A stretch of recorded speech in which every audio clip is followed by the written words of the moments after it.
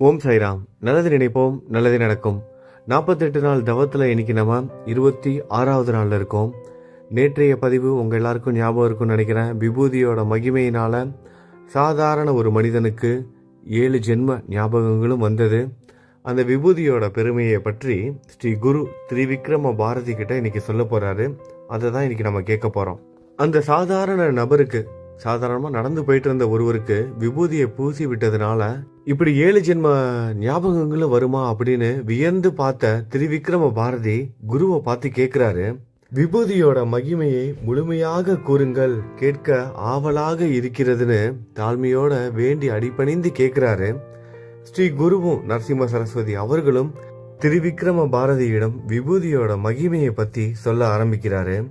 முன்பு கிருத யுகத்துல வாமதேவன் அப்படிங்கிற ஒரு முனிவர் வாழ்ந்துகிட்டு இருக்காரு. அவர் வீடு வாசலை எல்லாம் விட்டுட்டு எந்த ஒரு பிரார்த்தனையும் கிடையாது, ஒரு கோபம் கிடையாது, எந்த ஒரு எதிர்பார்ப்பும் கிடையாது. எல்லாத்தையும் துறந்து உடல் முழுவதும் விபூதியை பூசிக்கொண்டு மரப்பட்டைகளையும் புலித்தோலையும் மட்டும் ஆடைகளாக உடுத்தி கொண்டு புண்ணிய தலங்களுக்கெல்லாம் போயிட்டு வராரு. நதிகள் எல்லாம் நீராடி எல்லா கோவில் குளத்துக்கும் போயிட்டு வந்துகிட்டு இருக்காரு.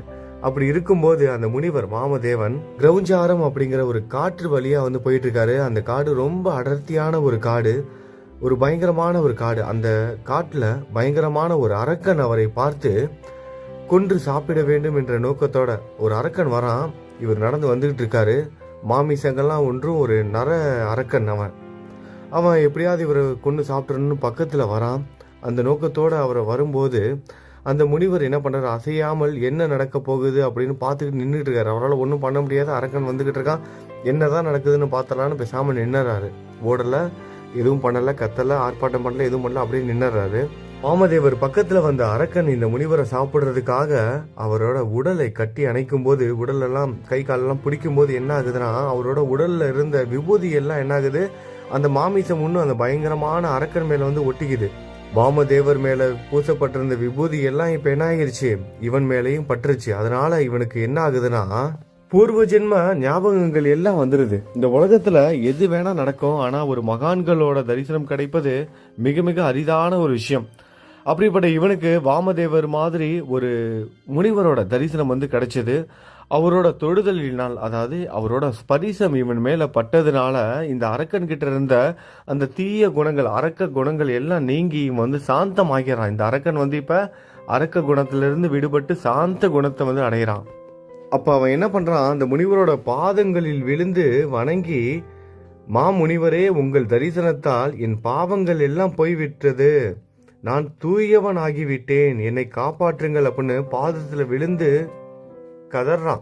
ஏன்னா அரக்கனா இருக்கான், அதுல இருந்து சாப விமோசனம் வேணும் அவனுக்கு, அதனால என்னை காப்பாற்றுங்க அப்படின்னு அழுது புலம்புறான். அப்படி அவன் வேண்டிக்கிட்டு இருக்கும்போது முனிவர் கேட்கிறாரு, நீ யார், இந்த மனிதர்கள் இல்லாத இந்த காட்டில் ஏன் இருக்கிற, உன்னை பத்தி முதல்ல சொல்லு அப்படின்னு கேட்கிறாரு. அதற்கு அந்த அரக்கன் சொல்றான், உங்கள் தரிசனத்தால் எனக்கு 25 முற்பிறவிகளின் நினைவு வந்தது. 25 பிறவிகளோட ஞாபகம் எல்லாம் வந்துருச்சான். முந்தைய பிறவியில் துர்ஜனன் என்ற பெயருடன் யவன ராஜ்யத்தின் அரசனாக இருந்தேன்.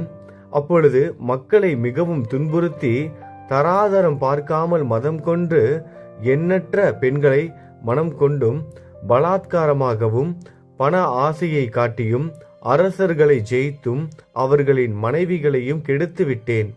என் காம வேட்கைக்கு திருமணமாகாதவர்கள், பதிவிரதைகள், விதவைகள், சிறுமிகள் என்று பல பெண்களை துன்புறுத்தி உடலுறவு கொண்டேன். எல்லா குல பெண்களையும் கெடுத்தேன்.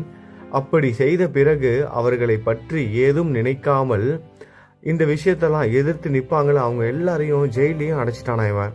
அப்படியே தொடர்ந்து சொல்ல ஆரம்பிக்கிறான். இப்படி பல பாவங்களை செய்ததினால் எனக்கு காசநோய் வந்தது.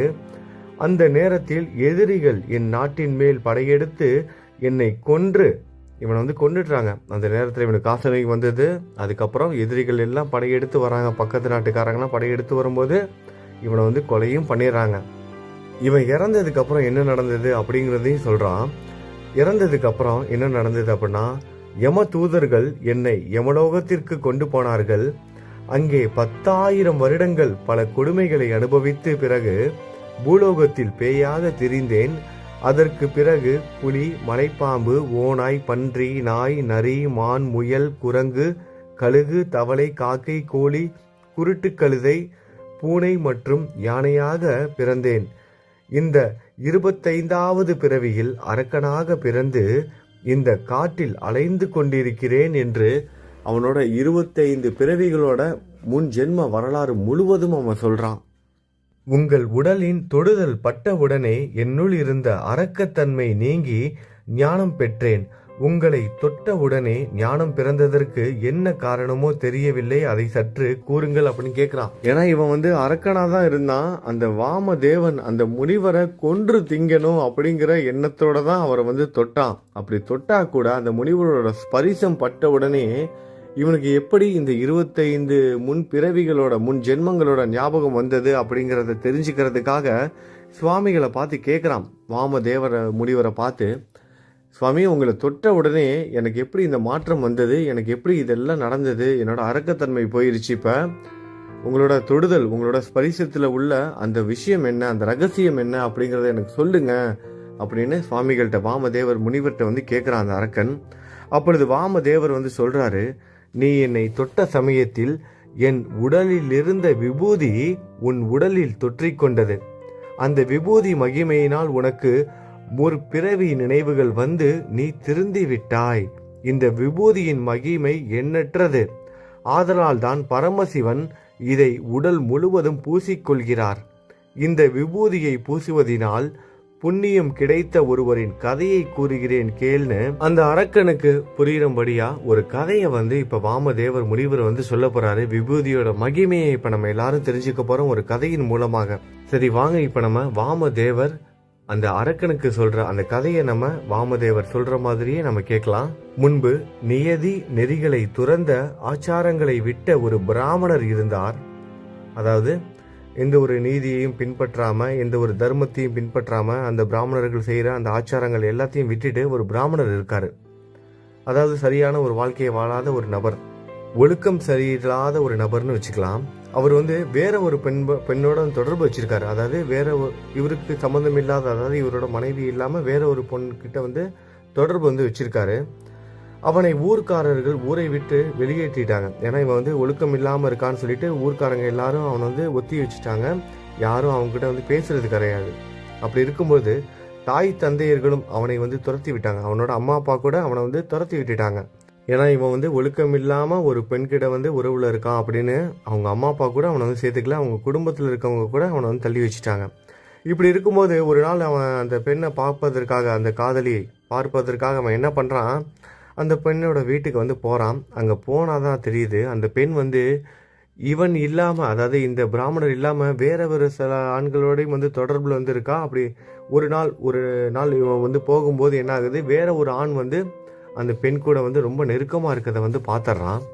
பார்த்த இவருக்கு ரொம்ப கோபம். இந்த பிராமணருக்கு என்ன பண்ணுறாரு, அவனை அடிக்கலான்னு சொல்லிட்டு போகும்போது அந்த வேற ஒரு நபர் வீட்டுக்குள்ள இருக்காருல, அவரு என்ன பண்றாரு, அந்த ஆள் இந்த பிராமணரை கொன்றது மட்டும் இல்லாம அவரோட உடலை மறைக்கணும் அப்படிங்கிறதுக்காக ஒரு பள்ளத்துல தூக்கி போட்டுறாங்க. ஒரு பள்ளத்துல, ஒரு மலை மேல ஏறி ஒரு பள்ளத்துல தூக்கி போட்டுறாங்க. அப்ப பக்கத்துல ஒரு சாம்பல் கிடக்குது. ஒரு எரிஞ்சு போன ஒரு சாம்பல், மரக்கட்டைகளோ ஏதோ ஒன்று எரிஞ்சு போய் கிடக்குது. அது மேல சாம்பலா இருக்கு. அது மேல ஒரு நாய் இருக்கு. அந்த நாய் முழுவதும் ஒரே சாம்பலா இருக்கு. அப்ப இவனோட உடல் பக்கத்துல விழுகுது.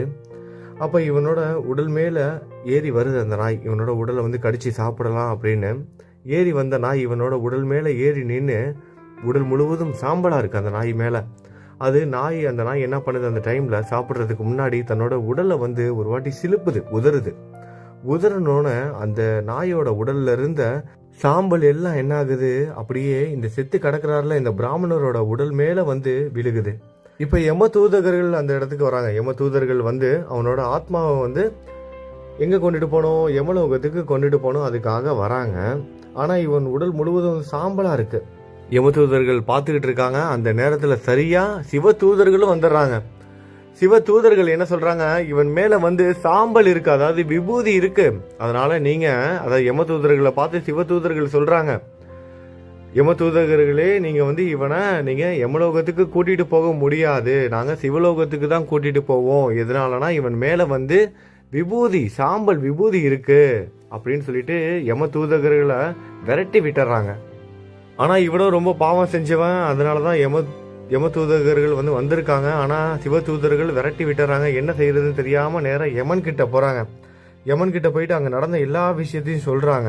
இதை தெரிஞ்சுக்கிட்ட யமன் என்ன பண்ணுறாரு, நேரடியாக அவரே களத்தில் இறங்கிட்டாரு. நேரடியாக அங்கே அந்த இடத்துக்கே வந்துட்டாரு, அந்த ஸ்பாட்டுக்கே வந்துட்டாரு. சிவ தூதர்கள் இருக்காங்க, அவர்கிட்ட சொல்கிறாங்க. சிவ தூதர்கள்ட்ட யமனே சொல்கிறாரு, நீங்கள் இந்த மாதிரி என்னோட தூதர்கள்லாம் விரட்டி விட்டுட்டீங்க, கொஞ்சம் புரிஞ்சுக்கோங்க. இவன் எந்த நல்லதும் செய்யலை, இவன் நிறைய பாவங்கள் தான் செய்திருக்கான், கொஞ்சம் கூட புண்ணியமே செய்யலை. இப்படிப்பட்டவனை நீங்கள் எப்படி சிவலோகத்திற்கு கொண்டு போவீங்க அப்படின்னு கேட்குறாரு. அதற்கு சிவ தூதர்கள் சொல்கிறாங்க, யார் யார் உடலில் சாம்பல் பூசி கொள்கிறார்களோ, அதாவது விபூதி பூசி கொள்கிறார்களோ, அவர்களுக்கெல்லாம் சிவலோகத்திற்கு வர யோக்கியதை உள்ளவர்கள் என்று பரமசிவன் கூறியுள்ளார். யார் யாரெல்லாம் சாம்பலை விபூதியாக உடலில் பூசிக்கொள்கிறார்களோ அவர்களின் பாவங்கள் நீங்கிவிடும் என்று சிவ தூதர்கள் யமன்கிட்டே சொல்றாங்க. அதாவது சிவன் சிவ தூதர்கள்ட்ட சொன்னது இது. யார் யாரெல்லாம் சாம்பலை விபூதியா உடல் முழுவதும் பூசியிருக்காங்களோ அவங்களோட பாவங்கள் எல்லாம் நீங்கிரும் அப்படின்னு சிவன் சிவ தூதர்கள்ட்ட சொல்லியிருக்காரு. அது மட்டும் இல்லாம அவங்க எல்லாரும் சிவலோகத்திற்கு வருவதற்கான தகுதிகள் உடையவர்கள், யோக்கியதை படைத்தவர்கள் அப்படிங்கிறதையும் சிவன் சொல்லியிருக்காராம். இதை கேட்ட யமன் என்ன பண்றாரு, சிவ தூதர்களை வணங்கி தன் தூதர்களிடம் இனிமேல் யம தூதர்களை பார்த்து யமன் சொல்றாரு, இப்ப இனிமேல் சாம்பலை விபூதியாக பூசிக்கொள்கிறார்களோ அவர்களிடம் நீங்கள் போகாதீர்கள், அவர்கள் சிவலோகத்திற்கு செல்லக்கூடியவர்கள் என்று கூறி அங்கிருந்து சென்று விட்டார்கள். யாரு, யமனும் யம தூதர்களும் அங்கிருந்து சென்றுட்டாங்க. அதுக்கப்புறம் சிவ தூதர்கள் அவனை சிவலோகத்திற்கு கொண்டுட்டு போயிட்டாங்க. ஆகையால் நான் பரமசிவனுக்கு பிடித்த விபூதியை உடலில் பூசிக்கொள்கிறேன் அப்படின்னு வாமதேவர் முனிவர் என்ன பண்றாரு, அந்த அரக்கன்ட்ட சொல்றாரு. அதனாலதான் நான் விபூதியை உடலெல்லாம் பூசிக்கொள்கிறேன் அப்படிங்கிறதையும் சொல்றாரு. அதை கேட்ட அந்த அரக்கன் அந்த சுவாமிகள்கிட்ட வாமதேவர் முனிவர்கிட்ட சொல்றான், நான் அரசனாக இருந்த நேரத்தில் ஏதோ தெரிஞ்சோ தெரியாமையோ ஏதோ ஒரு சில புண்ணியங்களை செஞ்சிருக்கேன், அதனாலதான் உங்களை பார்ப்பதற்கான ஒரு வாய்ப்பு எனக்கு இந்த ஜென்மத்துல கிடைச்சிருக்கு அப்படின்னு சுவாமின்னு அவரோட காலில் விழுந்து வேண்டி கேட்கிறான். விபூதி என்றால் என்ன, அதை எப்படி தயாரிக்க வேண்டும், எப்படி உடல் முழுவதும் பூசிக்கொள்ள வேண்டும், தயவு கூர்ந்து எனக்கு சொல்லி கொடுங்க, என்ன இந்த பாவத்திலிருந்து என்னை காப்பாத்துங்க அப்படின்னு கேள்வி கேட்கிறான். சுவாமிகளை பார்த்து, வாமதேவர் முனிவரை பார்த்து அந்த அரக்கன் கேட்கிறான், விபூதினா என்ன, அதை எப்படி தயாரிக்கணும், அதை எப்படி நம்ம பயன்படுத்தணும், இதெல்லாம் சொல்லி கொடுத்து என்ன இந்த பாவமான இந்த ஜென்ம வாழ்க்கையிலிருந்து, இந்த பாவத்திலிருந்து என்னை காப்பாத்துங்கன்னு வாமதேவர்கிட்ட அவன் முறையிடுறான், வேண்டி கேட்டுக்கிறான். அவனோட வேண்டுதல் நிறைவேறினதா, வாமதேவர் விபூதி பத்தி என்ன விளக்கம் கொடுக்க போறாரு, இந்த அரக்கனுக்கு சாப விமோசனம் கிடைச்சதா, மேலும் என்ன நடக்க போகிறது அப்படிங்கிறத நம்ம அடுத்த நாளைக்கு பதிவுல பார்க்கலாம். நல்லது நினைப்போம், நல்லது நடக்கும். ஓம் சாய்ராம்.